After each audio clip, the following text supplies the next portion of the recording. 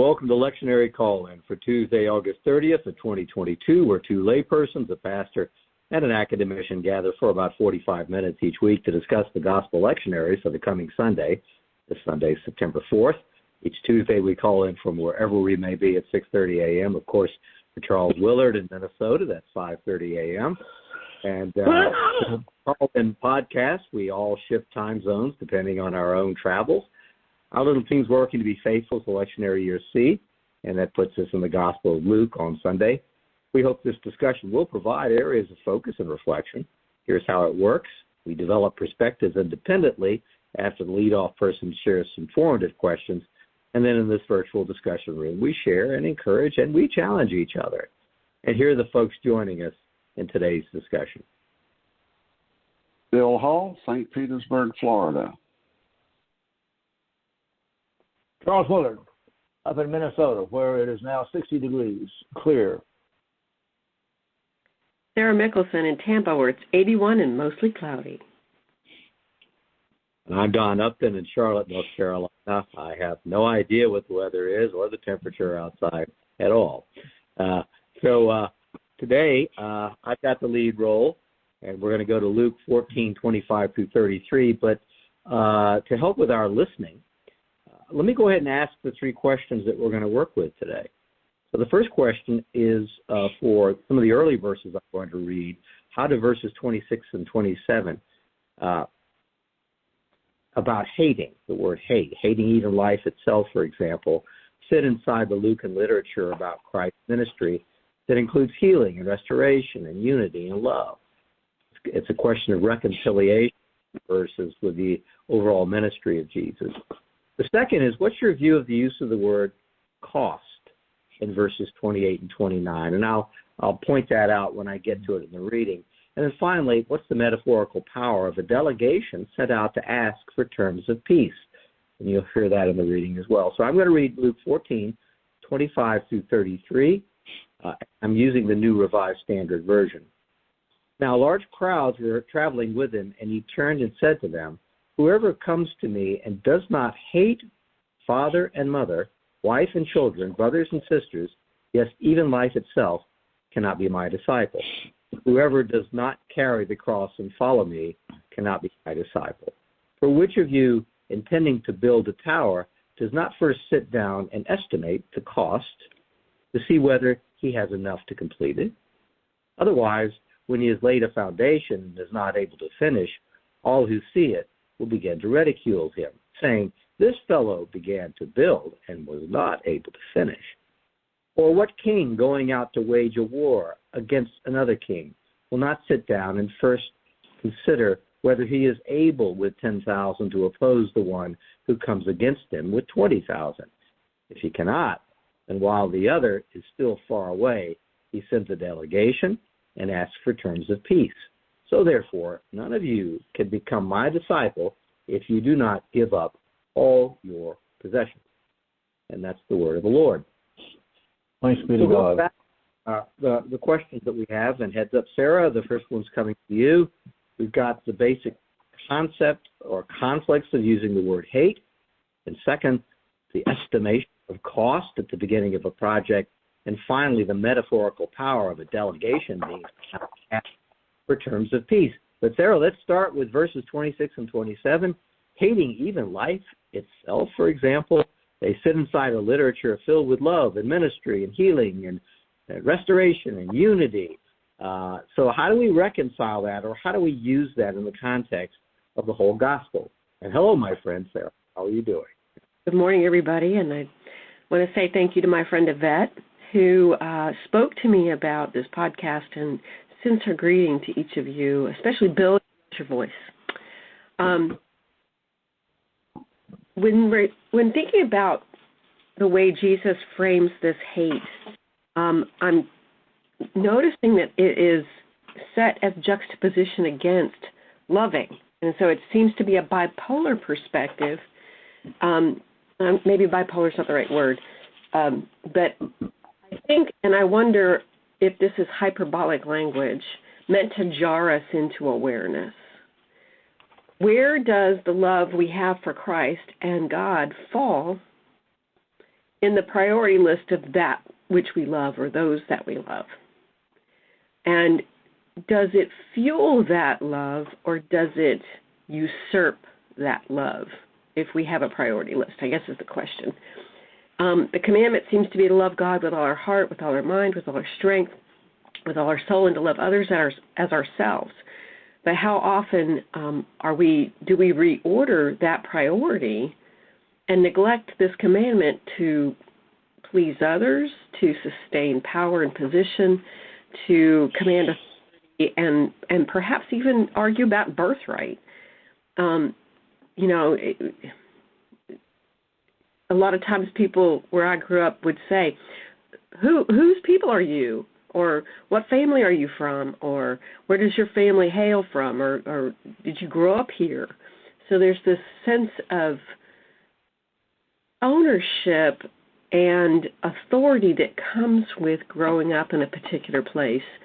When I moved to Tampa, I obviously not from Tampa, so I didn't have any fealty or loyalty or a sense of entrenchment here like I did where I grew up. So I kind of thought about that as well. I want to quote an article that Charles shared, Wendell Berry's The Way of Ignorance essay that he sent to us. It was written in 2005. And the quote that I really liked from that particular essay was, if we take the gospel seriously, we are left in our dire predicament facing an utterly humbling question. How must we live and work so as not to be estranged from God's presence in his work and in all his creatures?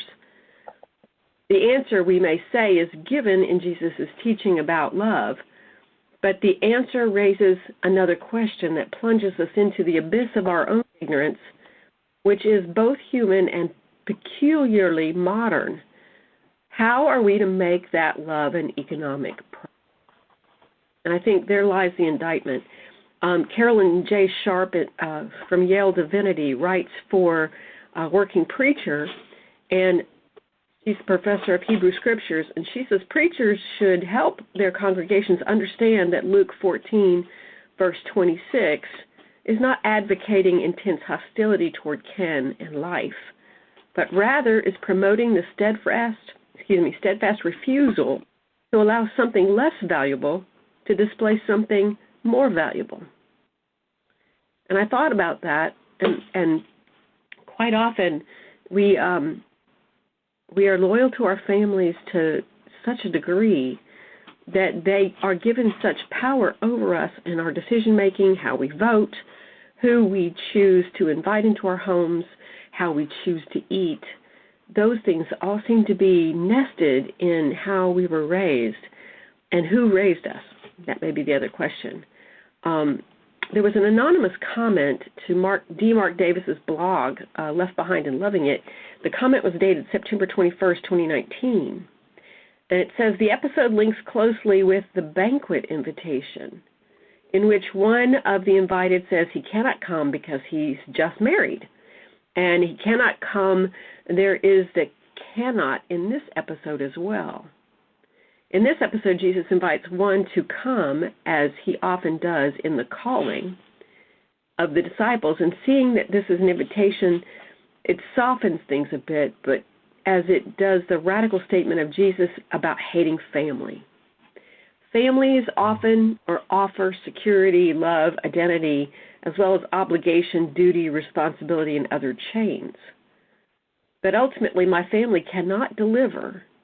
Ultimately, I inherit only death from them. It's an interesting thought to me.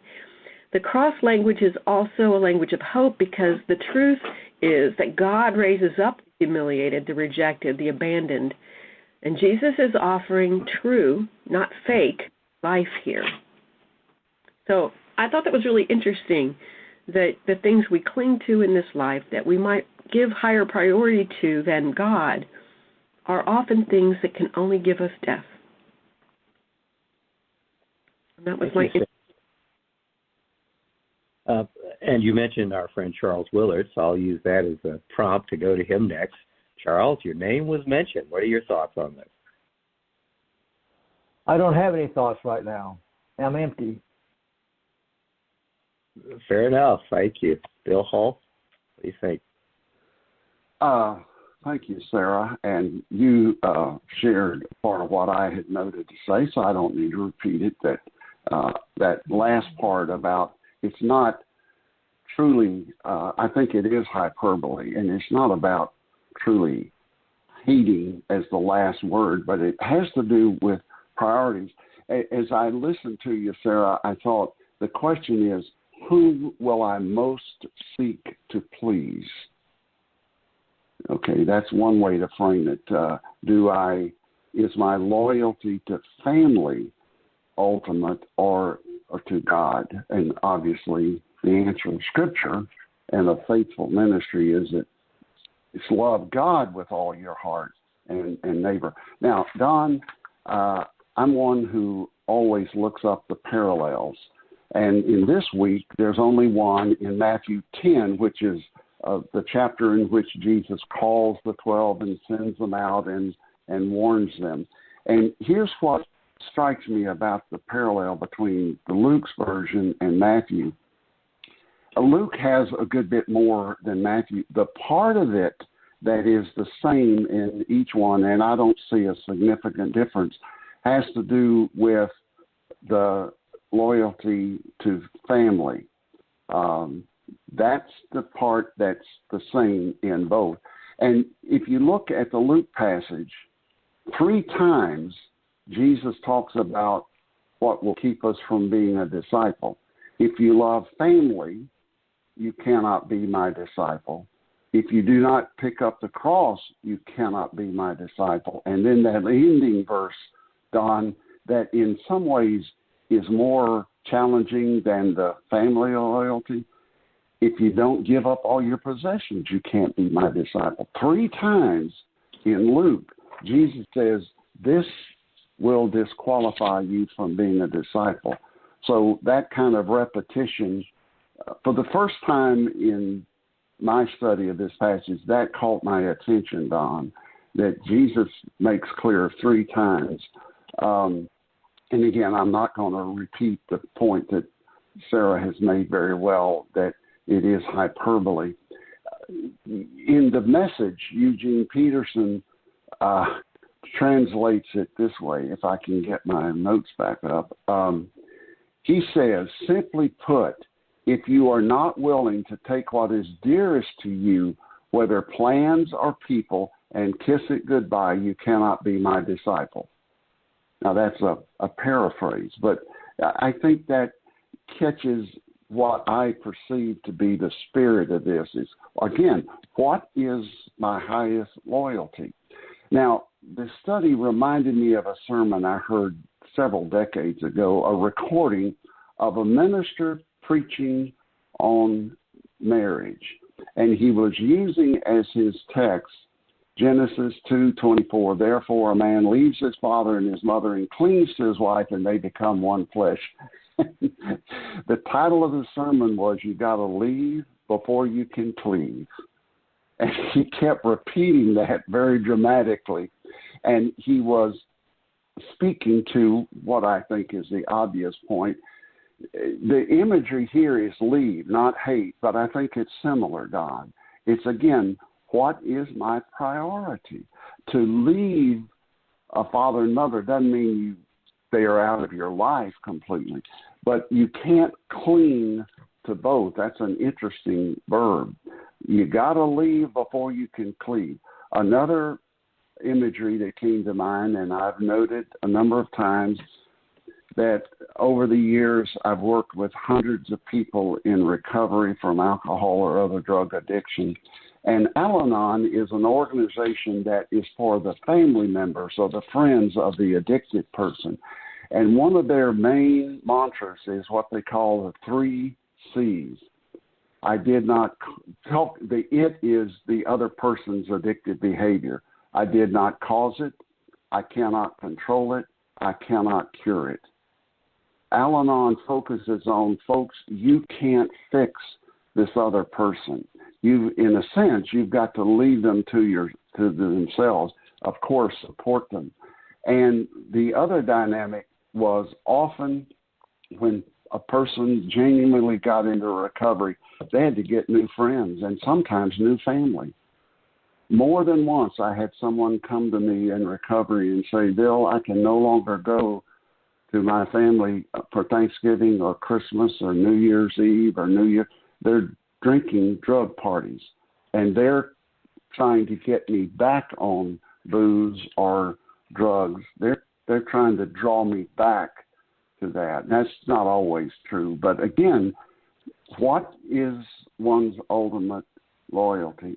And many commentators note the contrast between this passage and the story in John 19, where on the cross Jesus says, Mother, here is your son, and to the disciple, here is your mother.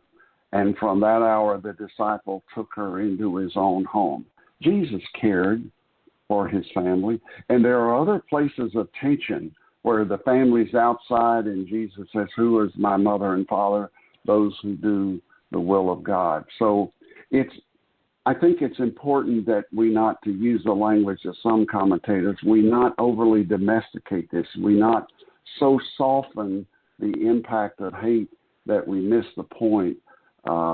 It is a very challenging question. Follower of Jesus Christ, what is your ultimate loyalty? Thank you. Sarah, you're talking about usurpation. Whenever I hear that, I also think of the word used in Christian commentary and literature of being a pretender. And that word just goes through all this. Even if you propose to be a builder of a tower, are you a pretender, or are you really able to follow through and get the job done? So I would add the word pretender to the word usurper.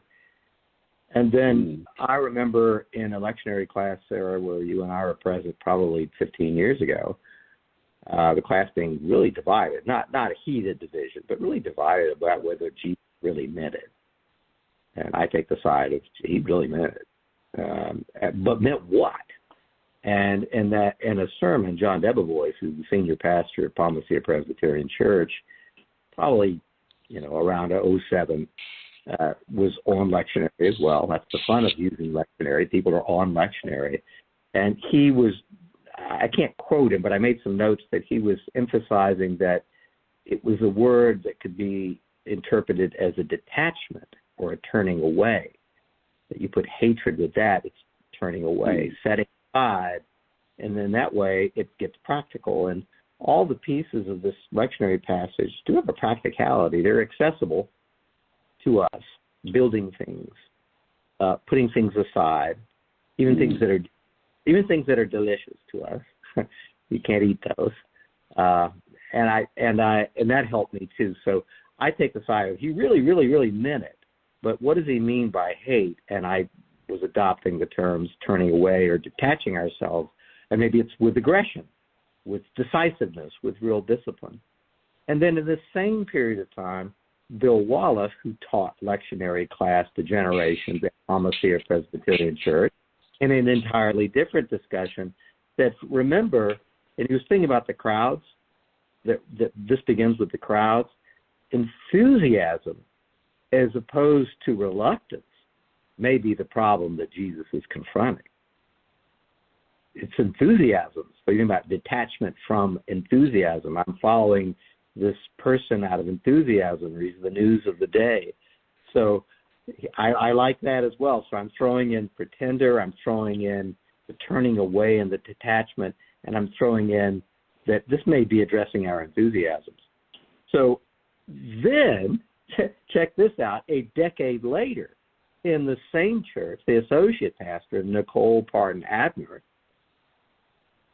was preaching on this, and you folks may remember this. The altar was brought down front where the table is set for communion, and she piled it with stuff that are delicious and dear. Nothing wrong with any of it. I think it had an NFL jersey on it. I'm making stuff up now. It might have had specific include the trinkets of the day, a remote control for your television, trophies, just cool stuff that you might love.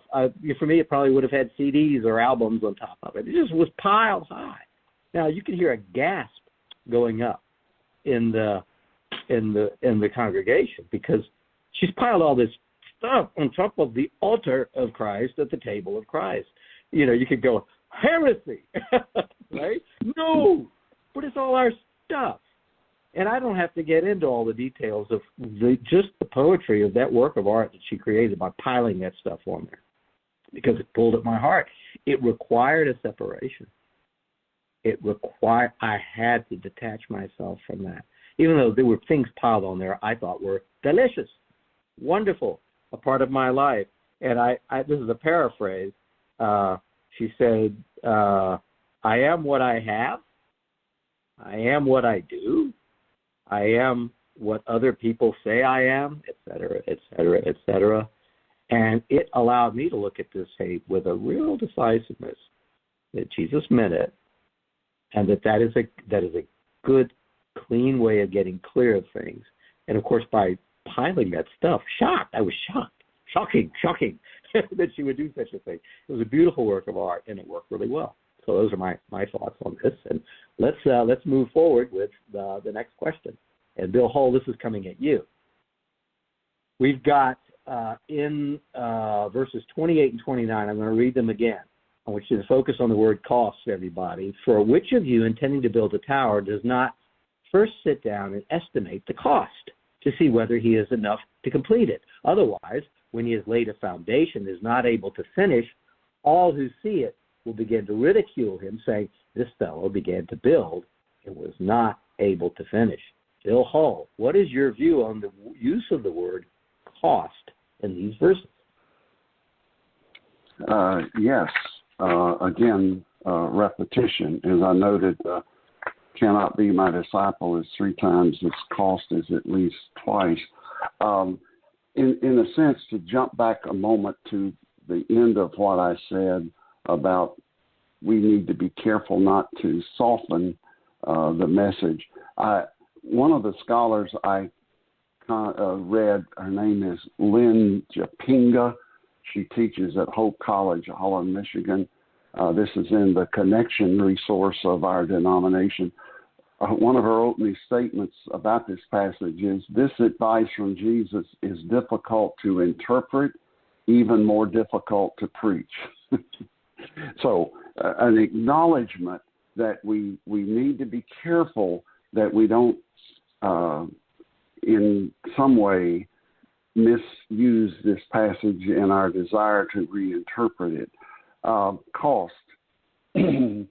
We remember, of course, Bonhoeffer's concept of the cost of discipleship. There's free grace and cheap grace.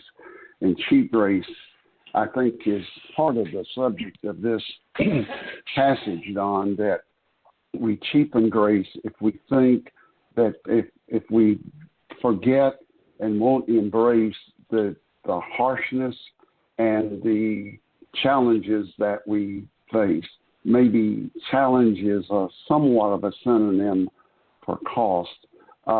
Jesus' metaphor of building a tower or of a king going to war, I think, is a call to anticipate and weigh the consequences of one's choice.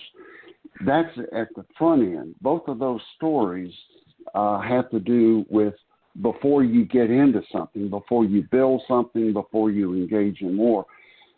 But that is not the whole story. An analogy. I worked in construction a lot growing up. My father eventually owned his own electrical contracting company. And one thing I quickly discovered, even as a young person, is that if you're doing a renovation, you cannot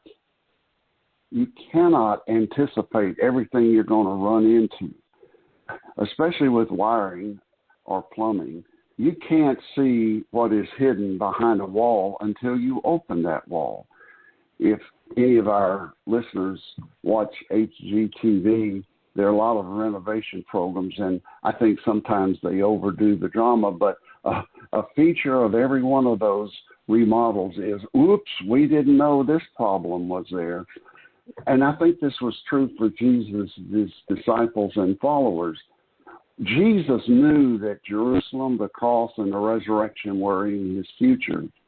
His followers could not and did not know all that they would face. For example, Peter had to encounter his resistance to embracing Gentiles and that dream of being asked to eat forbidden fruit, and Paul's growth in understanding that in Christ there's neither Jew nor Greek, neither slave nor free, neither male nor female. So this passage, John, focuses on, as it were, if you take it literally, I'm beginning. Do I follow Jesus Christ? Am I willing to anticipate? But we need to remember that there will definitely be surprises and challenges. For me, having grown up in the South in the 50s, where I didn't hear anybody challenge or quite even really talk about segregation, getting into college, getting involved in the study of history and the civil rights movement, I faced the choice. Do I remain loyal to the Southern tradition encapsulated in the Jim Crow laws, or does faithfulness to Christ call me to another pathway? And that's relevant to our time. We as Christians in this country, and I think in the world, are engaged in a fierce conflict within and among ourselves over what God is calling us to be and to do. Is our ultimate loyalty to this country, and do we follow the Christian nationalism, or is our ultimate loyalty to God? So there is a cost, Don, and I think we're still discovering that cost. Thank you for the question. Thank you. Charles Willard, thoughts on the term cost?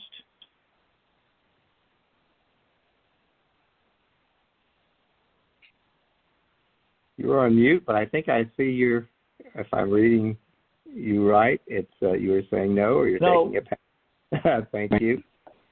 Thank you. And Sarah, I was thinking about it in a couple different ways. I'm interested, there's a sense that the builder has declared an intent to do something. And I wonder, obviously it's an enterprise where people come along.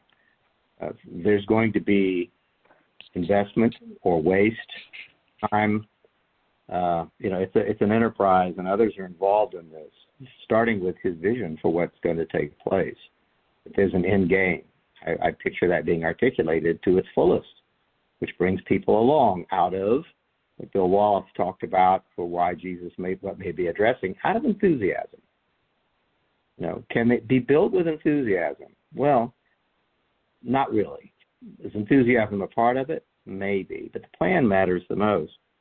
And I also was wondering, what is the tower?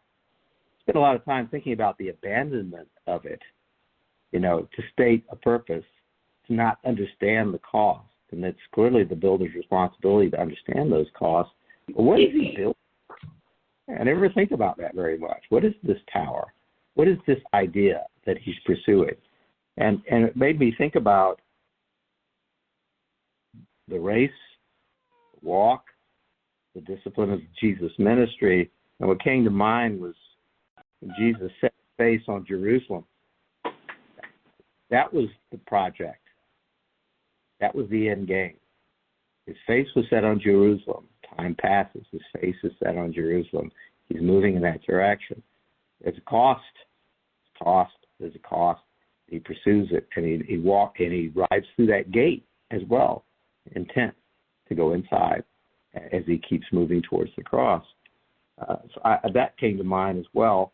And then finally, just to go back to what Bill Wallace said again, that this may be more about enthusiasm, addressing that issue, than it is the opposite.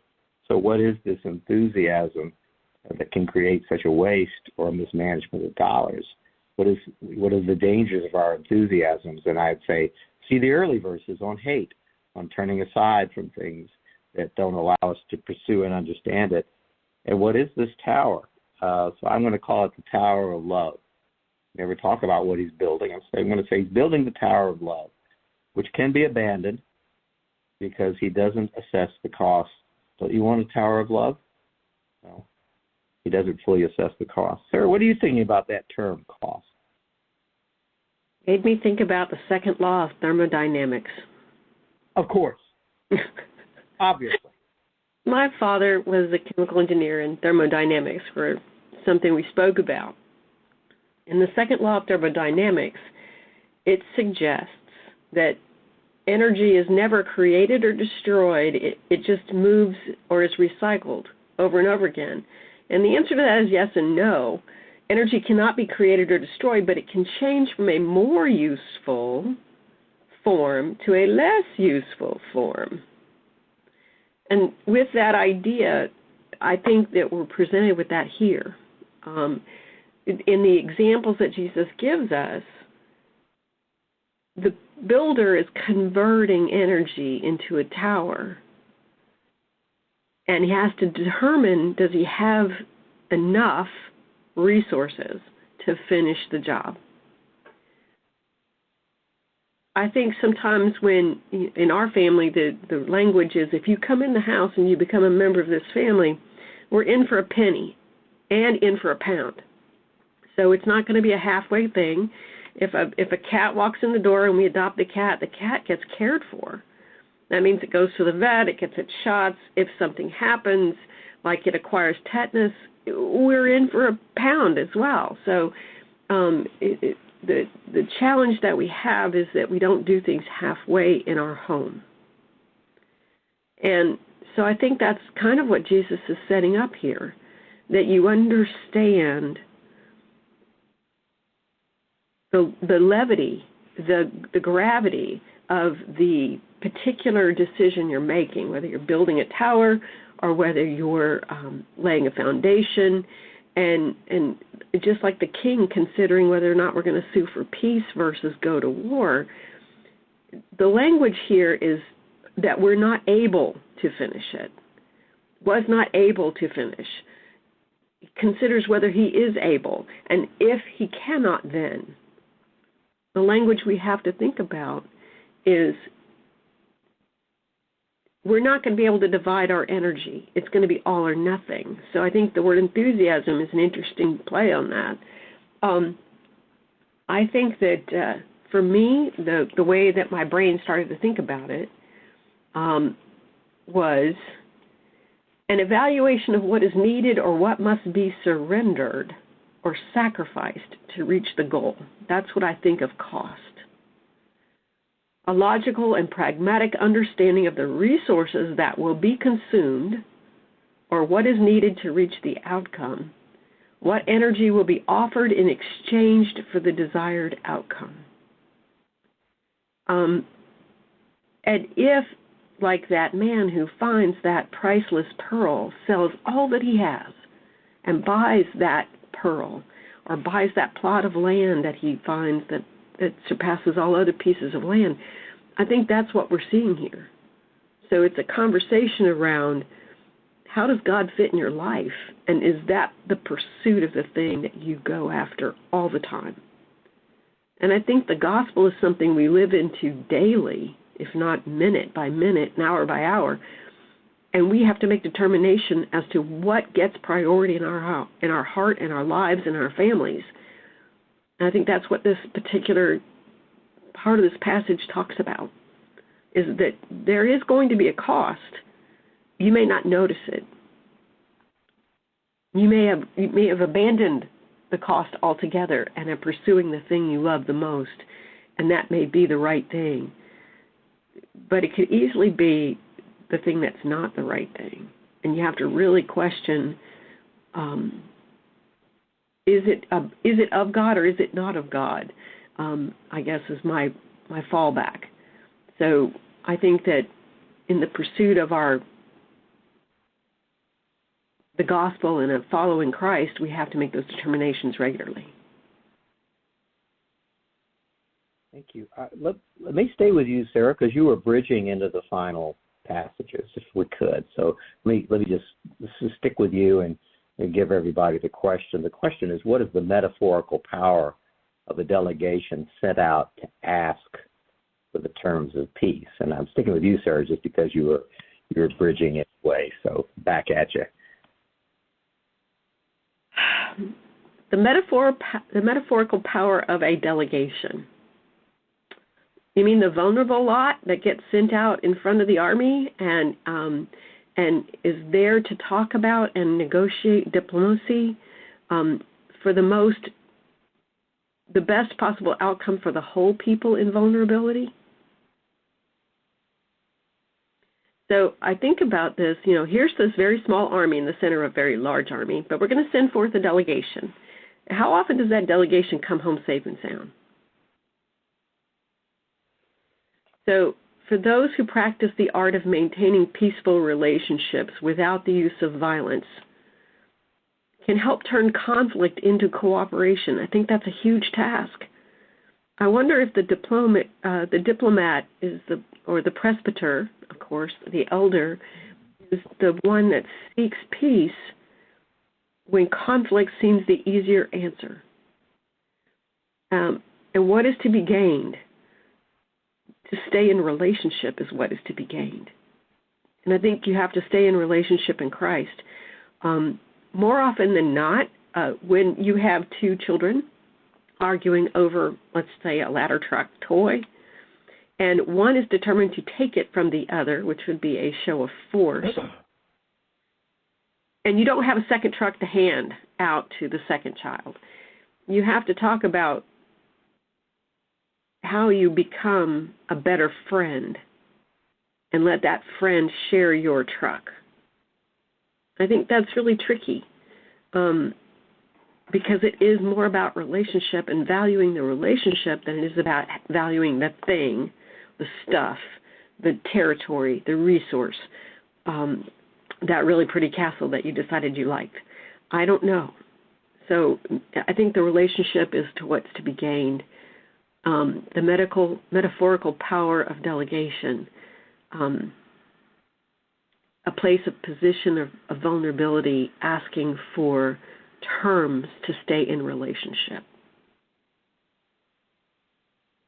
Thank you. I'm going to comment, and then Charles, I'm going to come to you, and then Bill, I'm going to go to you for wrap up. This is other parts of the lectionary seem to come together as I age. This one I'm struggling with, and so I asked about the delegation piece, looking for some help. And this is more about why I'm asking for help than having an answer. I'm wondering if we're supposed to focus on, with the delegation going out, the absence of enthusiasm, back to Bill Wallach talking about enthusiasm, the absence of enthusiasm here. The king is capable of putting the enthusiasm aside. After all, it's personal. He's a king. Right? So it's the king and now thinking about the many. The king not of one mind, but the king of a mind of compromise and life. The king in the context of tens of thousands of people. The numbers matter here, I think.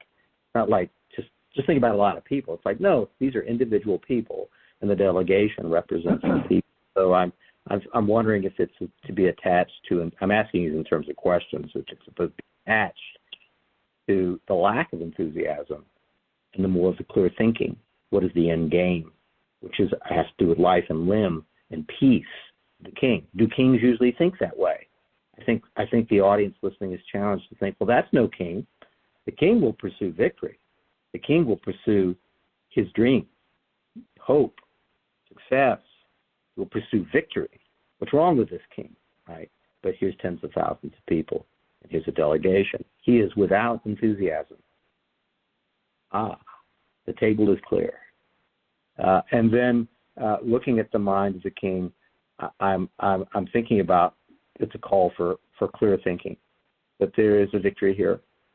The victory is he has put aside his enthusiasms, period. And the delegation represents the new enthusiasm or the enterprise. Or with the tower, it's not an if the tower is an enthusiasm, you may never get it built. If the tower is an enterprise, it's different. And the enterprise of Christ here is the king, who's just a person here. This is not a heavenly king, is able to put those things aside and pursue. In the case of the tower of love, here a world of peace. He is able to pursue those things.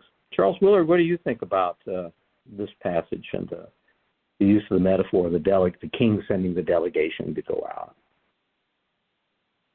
I've thought about it, and I continue to be puzzled. I can't imagine those circumstances actually existing. I mean, what is it the king? What is it the king discovered when he found that he only had? I mean, how could he only then know? So if I try to undo this little narrative that's described here, it doesn't hold together. It doesn't seem, and we've been treating it as though that's the way it would normally work. I don't think that it wouldn't work that way. I mean, the king who had a smaller army, he knew that. He didn't have to suddenly wake up the day before the battle was supposed to start and say, "Whoa, I've only got half as many men or fighters as my opposition does. What am I doing here?" What king would not already have figured that out? So I've found myself unable to move beyond what I imagine to be the reality of a circumstance like that. It's just, although I'm guessing that if I were to think about it, I could look all over the world and see where exactly that's happened. That is, smaller armies that started out, but they didn't figure it out ahead of time, so they just got demolished. And so I'm not sure where we're left in the text with this process. Thank you, Charles. I'm excited by what you said, that it's a fantastical story. How can this be that somebody would do it? This transformation that it's like, I like that. Well, we're Americans. It's compromise. All of a sudden, we're not about compromise anymore in America. You shouldn't be compromising at all. What is this? Who is this figure? This fantastic figure that does these things? Bill Hall, you've got last word, my friend. What are your thoughts about it? No pressure.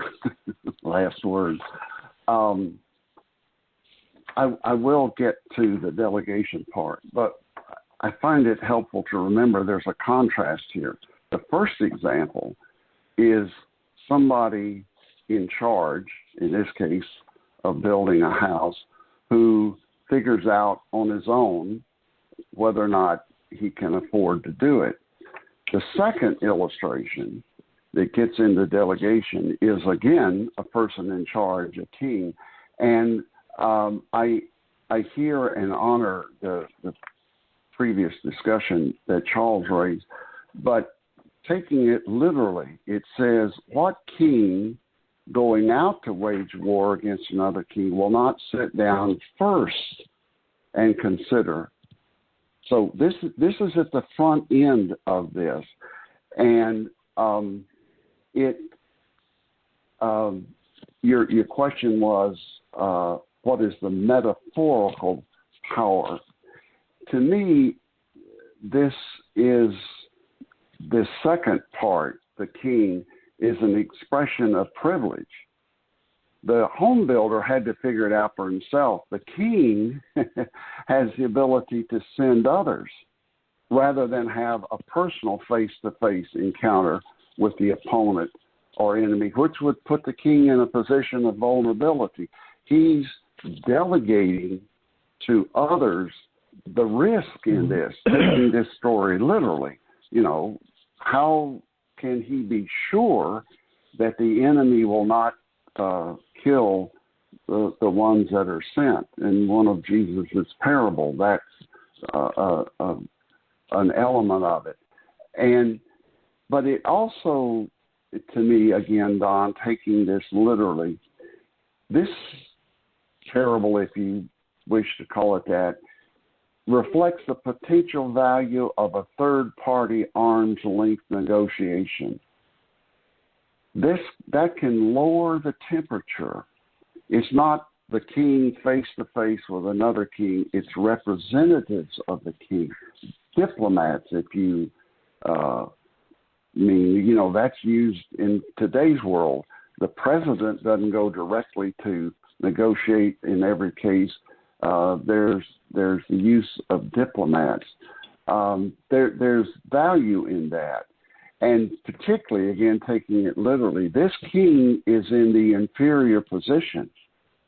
He only has 10,000. He's going up against 20,000. And there are instances in history where those of lesser capacity prevail because of their strategy or whatever. So it isn't a given that having fewer soldiers, as discomforting as that illustration is, that doesn't mean that you can't prevail.